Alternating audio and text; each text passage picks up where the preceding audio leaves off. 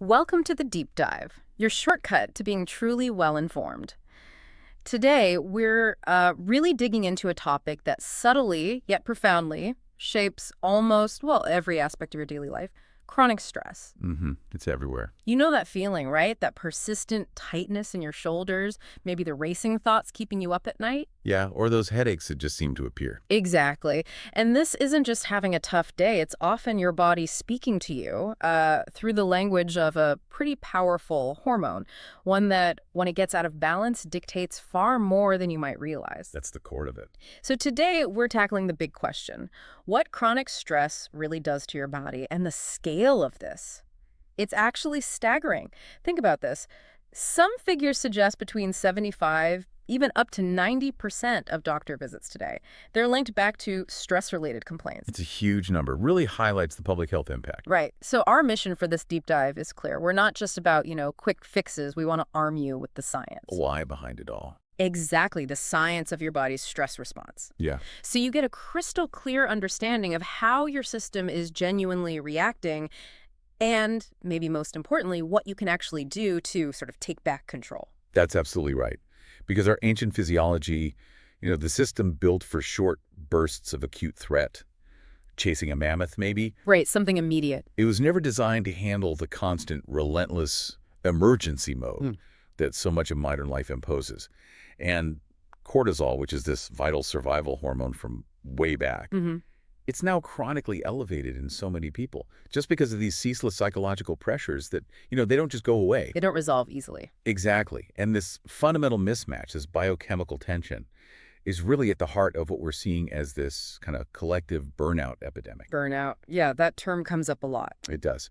So our goal today is really to help you decode this intricate system, understand its signals, and crucially give you practical science-backed ways to naturally rebalance your hormonal systems. Okay, let's dive in then. Let's start with the star of the show. Cortisol. Most of us know about adrenaline, right? That instant jolt. The fight or flight reaction. Yeah, exactly. When you're startled or facing immediate danger. But cortisol, it's arguably more pervasive. It's the unsung hero, maybe, or villain sometimes. Could be either, depending on the context. Right. It quietly shapes pretty much every hour of your day. So what is it exactly? It's a steroid hormone made from cholesterol, actually. Yep, in your adrenal glands. Yeah. Those little triangle-shaped glands sitting right on top of your kidneys. And it's not just about stress, is it? It's absolutely essential for survival. Totally essential. And its versatility is incredible. I mean, beyond stress, cortisol helps regulate your metabolism, your energy levels, Shapes your immune defenses. supports healthy blood pressure, keeps blood sugar in check, aids memory, even coordinates your sleep-wake cycle. It's involved in so much. It really is a master regulator. So maybe think of cortisol like fire, It's utterly necessary for warmth, for cooking, for life itself. A vital tool. But when that fire gets uncontrolled, that's when it becomes destructive, consuming everything in its path. That's a great analogy. And what's truly fascinating is the sophistication of the system that manages this fire, so to speak. Okay. Your body's command center for cortisol is known as the HPA axis. That stands for your hypothalamic pituitary adrenal axis. HPA axis. Got it. Think of it like a finely tuned stress command chain. When your brain perceives any kind of stressor, could be physical danger, could just be an angry email. Or a deadline looming. Exactly. Your hypothalamus immediately sends out a signal, CRH. This tells your pituitary gland to release another messenger, ACTH. And that signals your adrenal glands to produce and release cortisol. So it's a cascade. Hypothalamus, pituitary adrenals, cortisol. Precisely. And normally there's this brilliant built-in negative feedback loop, a self-regulating mechanism. Okay, how does that work? Well, as cortisol levels rise in your bloodstream, they signal back to the hypothalamus and the pituitary, essentially saying, okay, message received, that's enough, stand down. Ah, so it prevents overproduction, like a thermostat. Exactly like a thermostat. But here's the catch with chronic stress. This critical feedback mechanism can start to malfunction. It gets less sensitive. Meaning it doesn't shut off properly, Yes. leading to those sustained elevated levels of cortisol that your body just can't seem to turn off. It's stuck in the on position. Right, the fire keeps burning too high for too long. What's also really intriguing, though, is that cortisol isn't just for those intense fight-or-flight moments. No, not at all. It actually follows this predictable 24-hour rhythm, perfectly synchronized with your circadian clock, your body's internal timekeeper. That daily pattern is crucial. And the most distinctive feature of this pattern is something called the cortisol awakening response, or CRR. Heard of that? Yes, the CR, very important. So in healthy individuals, cortisol levels naturally surge. They go up by about 75% within the first hour of waking up. Right. It's not a stress response in that moment. No, it's your body's natural energizer. It's getting you ready for the day, making you alert, focused, like your internal coffee maker switching on. A healthy kickstart. Exactly. Yep. And a healthy cortisol pattern looks like this smooth curve. Peaks in the morning, then gradually tapers off all day long, reaching its lowest point around midnight, which is absolutely essential for getting restful sleep. That decline is key for sleep. And lots of things influence this morning surge, right? Like Yeah. bright light exposure, good sleep quality, they enhance it. Poor sleep can flatten it out. Mm-hmm. And anticipating a stressful day can actually bump it higher. Yeah, but paradoxically, if you're under long-term relentless pressure, that morning surge can actually shrink or flatten out over time. Which leads us to how this rhythm gets disrupted. Yeah. Understanding this rhythm is absolutely key to understanding your own stress levels, your energy, your sleep. So what does a disrupted pattern look like? Well, in a healthy pattern, you get that robust morning peak, then the nice slope down to very low levels at bedtime, maybe less than 0.3 NGDL around 10 p.m. But what we often see in chronic stress is this flattened pattern. It might mean you wake up feeling groggy. Maybe your morning levels are lower than ideal, say 3.5 NGDL, instead of a healthy 3.6, 13.1 NGDL range at waking. So not getting that morning boost. Exactly. And then crucially, your evening levels might stay elevated when they should be dropping right down. Maybe they're still hovering around 0.5, 1.5 NGDL at 10 p.m. That keeps you feeling wired, prevents deep rest. Wired but tired. I've heard that phrase. That's the classic description. Yeah. And the significance of disrupting these natural rhythms, maybe through shift work, jet lag, or just really inconsistent sleep schedules, it's profound. It doesn't just make you feel tired. That's deeper. Oh, yeah. It fundamentally throws off cellular function, hormone pulses, the precise coordination of all your organs. Everything gets slightly out of sync. Wow. And how would someone even know what their rhythm looks like? Well, if you're really curious or having persistent issues, salivary testing is generally considered the best way because you can collect samples at multiple points throughout the day, say upon waking, 30 minutes later, lunchtime, evening, bedtime. Ah, so you get the whole curve. Exactly. It measures the active or free cortisol Yeah. and gives you that complete dynamic picture, including that vital cortisol awakening response. Okay, so cortisol is vital. It has a rhythm. But if it's supposed to protect us, what happens when it's constantly on? What's the real cost when this hormone goes rogue? That's the critical question, isn't it? When cortisol stays chronically elevated, it triggers this really destructive cascade across nearly every system in your body. Like what specifically? Okay, so we see increased breakdown of tissues, particularly muscle and bone, making you more vulnerable over time. It throws off your neurotransmitter balance. The brain chemicals. Yeah, depleting crucial mood-regulating chemicals like serotonin. That obviously impacts your emotional well-being, contributes to feelings of depression or anxiety. Makes sense. Your immune function gets suppressed, so you find yourself catching every little cold or bug that goes around. More sick days. Definitely. It also promotes insulin resistance. That's a key driver of metabolic issues, including that stubborn abdominal fat that seems so hard to shift, even with diet and exercise. Ah, the belly fat connection. Big time. And it fundamentally deteriorates your sleep quality, creating that vicious cycle. Poor sleep raises cortisol, high cortisol disrupts sleep. Leading to that wired but tired feeling you mentioned. Exactly. A deep exhaustion, but paradoxically, you just can't relax or switch off. These are really critical signals then, aren't they? It's your body basically raising a red flag saying, hey, something's not right here. Precisely.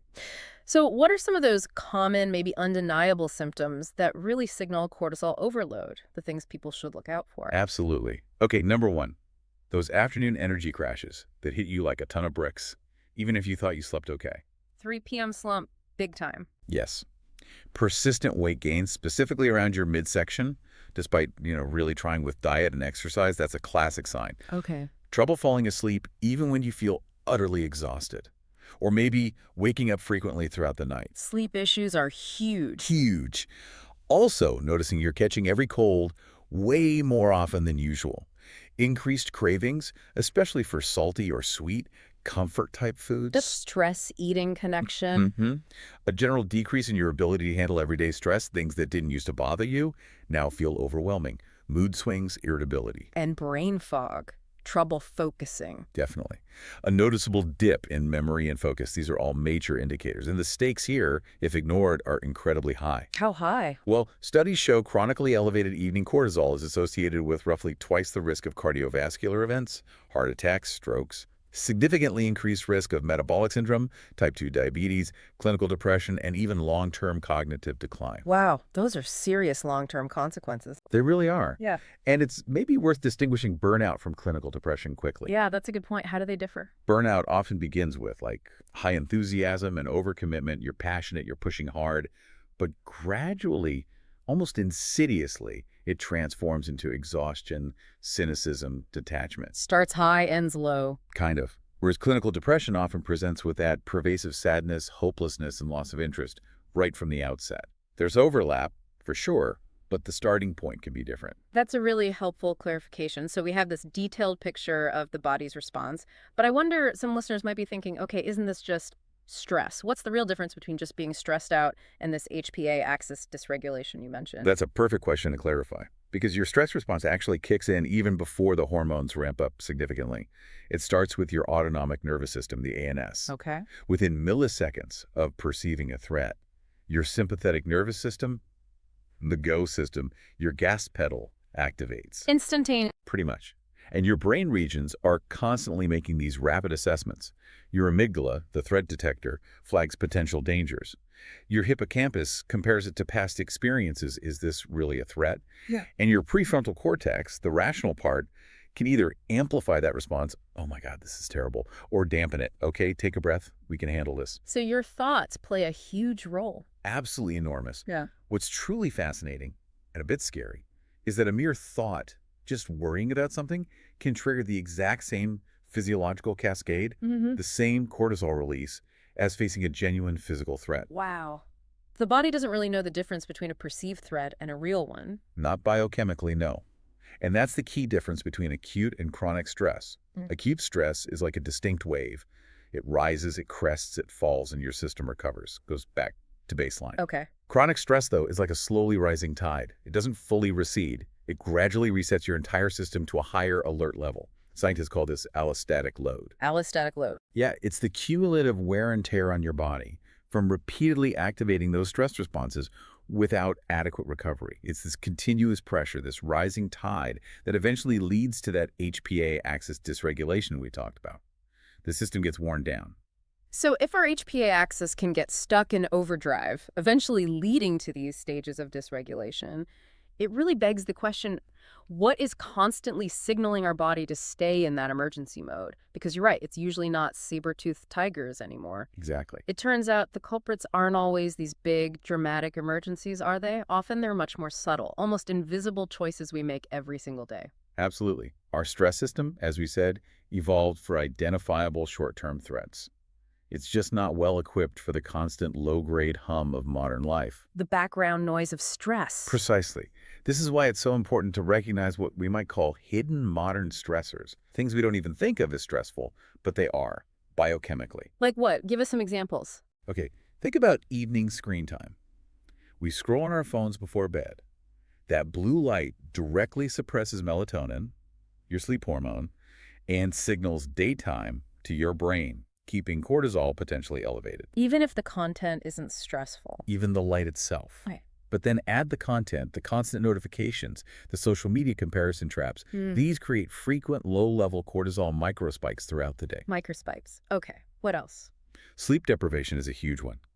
Even losing an hour or two consistently can lead to an elevated morning cortisol, but with a flattened overall rhythm. Ultra-processed foods. How do they fit in? They can promote inflammation and potentially lead to cortisol resistance, meaning your body needs more cortisol to get the same effect, further stressing the system.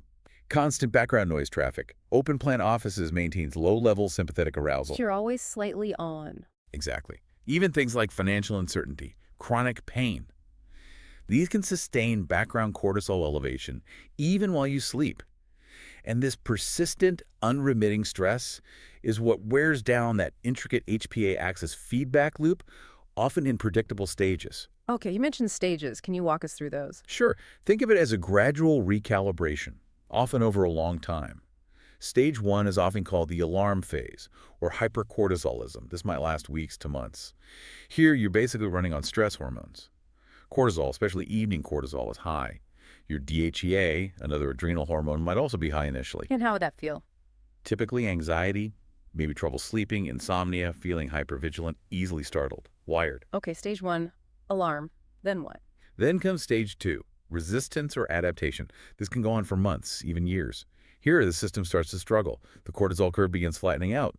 Maybe your morning levels aren't as high as they should be, but your evening levels are still elevated. DHEA starts to decline. And the symptoms change. Yeah, this is often when you start noticing that afternoon fatigue really setting in, maybe weight gain, especially around the middle. You feel like it takes longer to recover from workouts or just a busy day. Getting harder to bounce back. Exactly.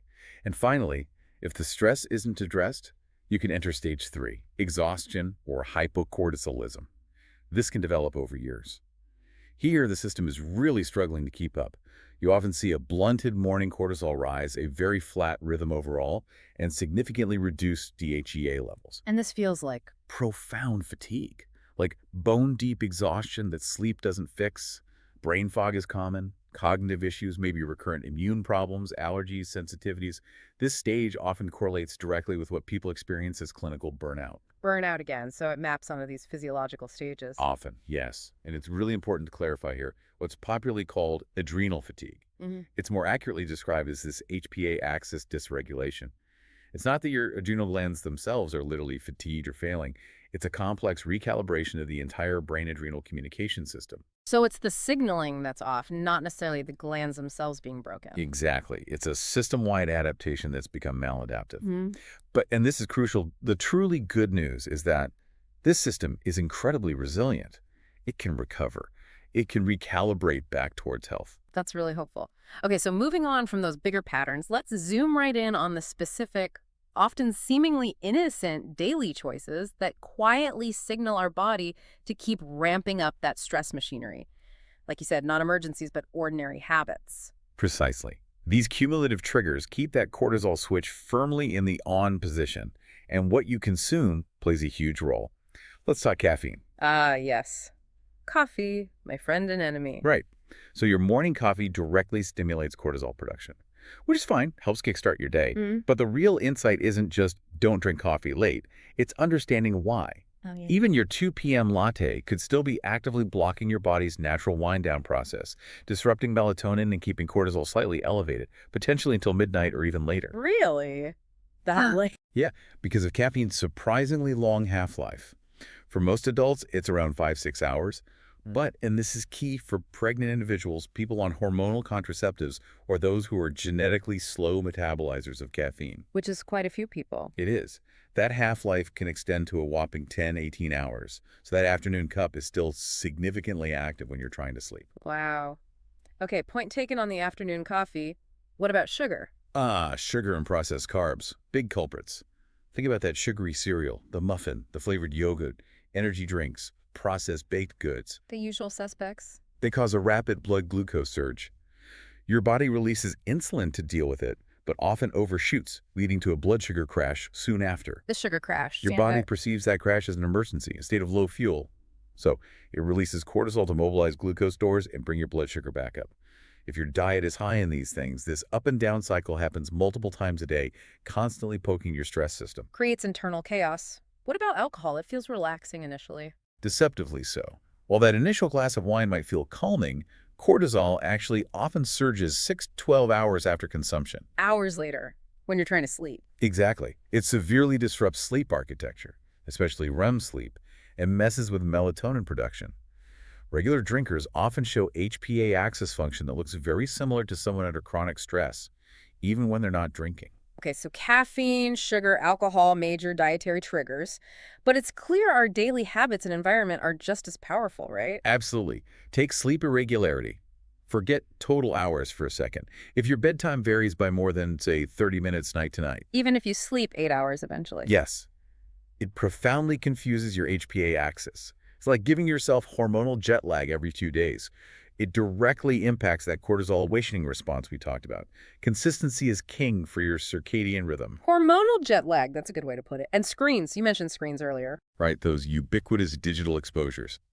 The blue wavelength light emitted from phones, tablets, computers directly signals daytime to your brain.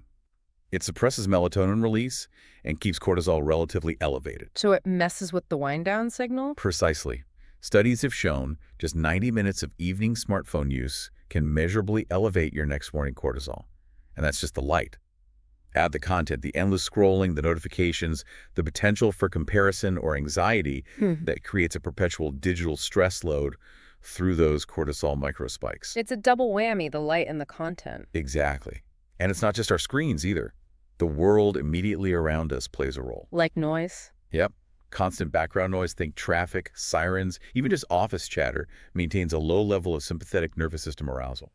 You might tune it out consciously, but your body stays subtly on edge.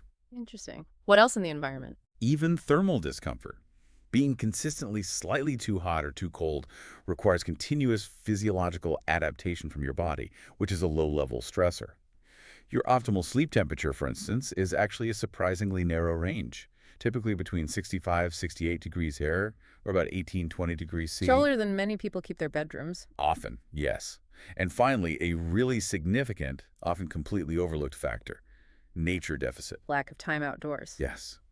There's a powerful, growing body of research here. It taps into what scientists call the biophilia hypothesis, our innate, evolved human need to connect with nature for our psychological and physiological well-being. So being inside all the time is stressful. It seems so. Get this. Studies show that just 15–20 minutes spent in a forest setting, compared to an urban one, can significantly reduce salivary cortisol levels, sometimes by 13%, almost 16%. Just 15 minutes. That's remarkable. Isn't it? It highlights a fundamental need we might be ignoring in our modern indoor lives.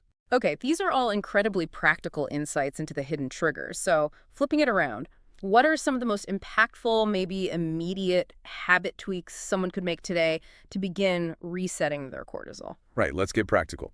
To start resetting, think about anchoring your day with deliberate choices. First, recalibrate your mornings. That means, seriously, cut off caffeine by noon. Maybe even 11 a.m. if you know you're sensitive or a slow metabolizer. Be honest with yourself about that afternoon cup. Exactly. And then strategically punctuate your day. Schedule a 10-minute daylight walk at lunchtime. Get outside, even if it's cloudy.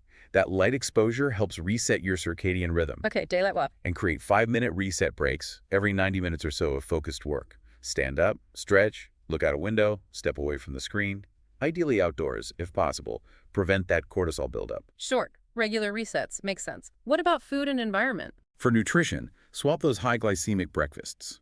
The cereal, the toast, the juice for something built around protein and healthy fats. Yeah. Eggs, avocado, plain yogurt with nuts. Stabilize your blood sugar right from the start. Set the tone for the day. Precisely. And for your evenings, this is huge. Establish clear digital boundaries. Set a firm technology curfew, ideally 90 minutes before bed. No screens. Switch to warm spectrum lighting in your house. Use lamps with amber or red bulbs instead of bright overheads. Create a digital sunset. I love that, a digital sunset. Yeah. And finally, optimize your sleep environment.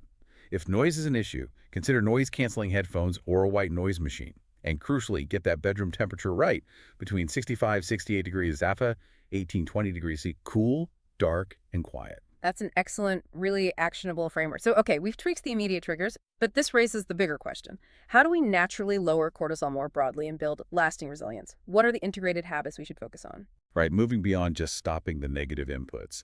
It really comes down to 3 science-backed pillars. Optimizing your nutrition strategically, engaging in powerful mind-body practices, and making smart environmental adjustments to align with your biology. Okay, let's break those down. Nutrition first. So for foods and adaptogens, the foundation is building your meals around whole foods. Plenty of protein, like wild salmon, eggs, legumes, lots of fiber, vegetables, fruits, whole grains, and healthy fats, avocado, nuts, seeds, olive oil. The Mediterranean-style approach, basically. Very much so. This keeps your blood sugar stable, preventing those cortisol spiking crashes. At the same time, you actively reduce the things that destabilize it. Refined sugars, processed snacks, excessive alcohol. Got it. Any key nutrients? Definitely focus on magnesium. It helps calm the nervous system. Found in leafy greens, nuts, seeds. Vitamin C is crucial for adrenal function itself. Think citrus, bell peppers, berries. And omega-3 fatty acids from fish or flax chia seeds help reduce inflammation, which is often linked to stress. Magnesium, vitamin C, omega-3s. Okay. And you mentioned adaptogens. Yes, adaptogens are fascinating. They're a class of herbs that help your body adapt to stress and normalize physiological functions. They don't just suppress cortisol, they help modulate the entire stress response system. Which ones are well studied? Some of the most researched include ashwagandha studies show it can reduce serum cortisol by up to 27% over about 60 days. Rhodiola rosea, often used for fatigue and focus, has shown reductions around 12–17%. And holy basil, Pulsey, also shows promise, with reductions in the 15–24% range in some studies. You're looking into with guidance. Always best to work with a knowledgeable practitioner, especially if you're on other medications. Oh, and don't forget meal timing. Try to front-load your calories earlier in the day, and use protein-anchored snacks between meals if needed to prevent those blood sugar dips. Okay, that covers nutrition. What about pillar 2, mind-body practices? Right? Breath, movement, and sleep rituals. A key concept here is heart rate variability, or HRV. It's a measure of the variation in time between your heartbeats, and generally, higher variability indicates better stress resilience and parasympathetic tone, your rest and digest system. And how do we improve HRV? One of the simplest, most powerful ways is through your breath. Slowing your breathing down deliberately, aiming for fewer than 6 breaths per minute, with your exhalations longer than your inhalations. This powerfully activates your parasympathetic nervous system, acting like a brake on the stress response. The 4-7-8 breath is an example. Exactly, or just simply extending your exhale. Movement is also key. But interestingly, for chronically stressed individuals, moderate rhythmic exercise often yields better long-term cortisol normalization than really intense, high-impact workouts. So maybe yoga, tai chi, brisk walking, instead of killer HIIT sessions. Often, yes. Those intense sessions can sometimes be perceived by the body as another stressor if you're already depleted. Even a single session of yoga has been shown to significantly reduce salivary cortisol immediately afterwards. Good to know. And sleep rituals. Crucial. We talked about the environment, but also having a consistent wind-down routine. That 5-step ritual I mentioned earlier is great. 1. Dim lights 90 minutes before bed. 2. Practice 10 cycles of slow breathing, like 4-7-8. 3. Jot down 3 things you're grateful for, shifts focus away from worries. 4. Briefly plan tomorrow's single most important task, gets it out of your head. 5. Ensure that cool, dark, quiet bedroom, 65–68 degrees Erising. Consistency here is massive. Yeah. And maintaining really low light levels below 15 lux, basically candlelight before sleep, can accelerate your evening cortisol drop by up to 70%. 50% just from dimming the lights properly. It's powerful signaling. Okay, final pillar, environmental adjustments. Yes, aligning light, nature, and daily rhythm. This ties everything together. Get bright morning light exposure as soon as possible after waking. Open the curtains, step outside, or use a 10,000 lux light box if needed. This anchors your circadian rhythm and boosts that helpful cortisol awakening response and your mood. Start the day right with light. Exactly. Integrate those ultradian rhythm breaks we talked about, those 5–10-minute pauses every 90–120 minutes. Step away from the screen. Ideally get outside. Remember, even 20 minutes in a natural setting significantly reduces cortisol. Make nature non-negotiable. Try to. And finally, reinforce those digital boundaries. Have a clear tech sunset time.